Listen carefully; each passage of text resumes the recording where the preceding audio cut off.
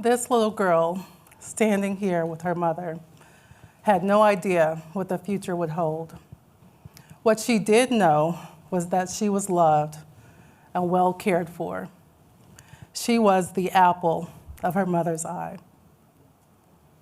She adored her hometown, Paris, Tennessee. This small, tight-knit community would serve as her foundation and a guiding light, one that she would take with her as she traveled near and far. The welcome sign that greets you into Paris. Take note now, welcome to Paris, Tennessee, home of the world's biggest fish fry. Mounted above the sign is a monumental catfish that welcomes you into the city. There's also a 70-foot Eiffel Tower designed to scale. It makes this replica the tallest replica in the world. Now, one more piece of information about this little girl. She is a member of a famous group known as the Grits, Girls Raised in the South. Now, the very mention of grits, I must inform you that if you are adding salt instead of sugar to your grits, you are dead wrong. Team sugar all the way. Tennessee, the volunteer state, holds a special charm and personality. For this little girl, it would hold special memories. If you are connecting the dots, you know that this little one is me. I'm going to take you through a timeline of important life events that helped shape the idea that I will share with you today. Here I am as a member of the Security Forces Squadron, on duty as a gate guard, ensuring that only those authorized could enter the base. 10 years spent in the military was transformative, literally.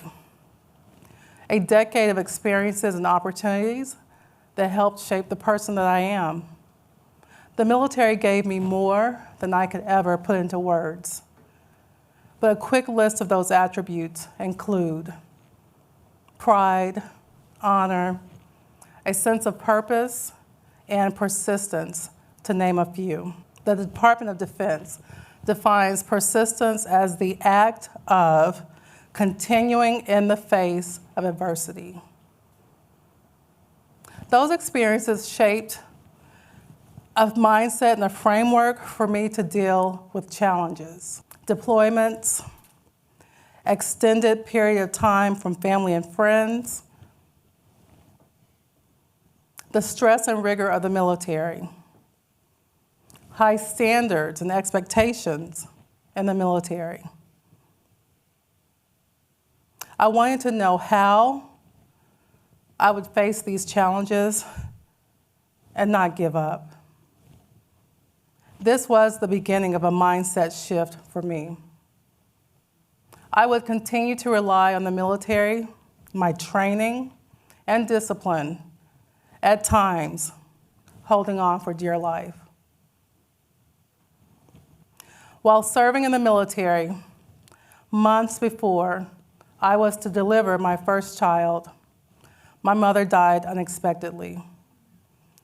I wrestled with grief, sadness, fear, excitement, and anticipation. She, as a first-time grandmother, could envision herself in the kitchen with her grandchild, passing along her famous mac and cheese. That day would not come. I had my own dreams as well.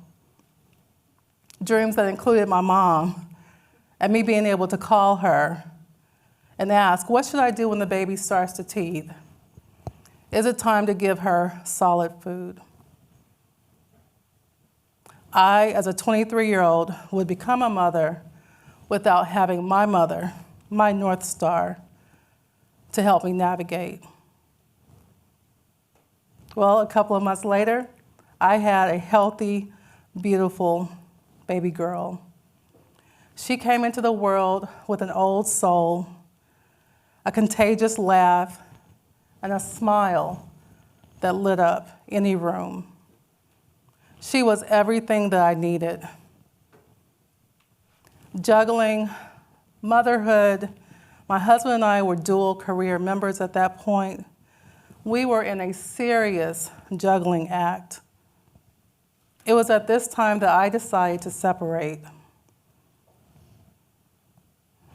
Years later, I would have another daughter, another beautiful baby girl. Kind, thoughtful, and on a mission to change the world. She would say, let's get rid of straws, plastic straws. Let's begin with that. That's how I changed the world. My girls are everything I ever wanted to be, and more. Motherhood stretched the boundaries of what I knew, what I thought I knew. It stretched the boundaries of patience and how I would deal with stress. Take a walk with me down memory lane. That first toothless smile, those wobbly steps. Being able to tuck them into bed and knowing that they were safe. And then I can also flip that and think about when they drive out of the driveway for that first time. How I couldn't heal a mended or a broken heart. I couldn't mend a broken heart. And the other disappointments that as a parent you have to watch and let your kids figure that out. The exhilarating ride of motherhood had me in a state of, okay, I really need some help here. How do I position myself to deal with change and stress? And I started to hear these words very, very clearly. This is not my forever. This is not my forever. What I was actually doing was affirming myself. There's a theory called the self-affirming theory. And this theory has been around since the 1980s, popular today, known as affirmations. Affirmations helped me embrace a lasting and consistent change to the way I thought and felt. This habit, based on a psychological theory, it was made popular by Claude Steele. A study published in the Journal of Social Cognitive and Affective Neuroscience using MRIs revealed that practicing affirmations connects to the same centers of the brain that also enjoy other pleasurable experiences, such as great food or winning a prize. Simply saying to yourself, I will pass this test, lights up the same reward centers. There's also many benefits. The use of affirmations has the potential to make us more resilient to difficulties when they arise. Other benefits include a decrease in stress, increasing well-being, improving academic performance, boosting our ability to solve problems under pressure. And all I have to say is a few words over and over again. It sounds like it's magic. What I'm not suggesting is that we click our heels and we send our problems to Kansas. It doesn't happen that way. But what I can do is teach my brain a new way to think about problems. Remember her? This little girl who had no idea what the future would hold. What she found was that she was a wife, a mother, a veteran, and now a grandmother. She would find her way. She would learn that she could do hard things by changing the way that she looked at the problems she was facing. Now, I want to see if you have this, okay? And I want to ask if you would go along with me. So when you face an obstacle and you're looking at obstacle eye to eye, in a strong voice, you will say, "This is not my forever."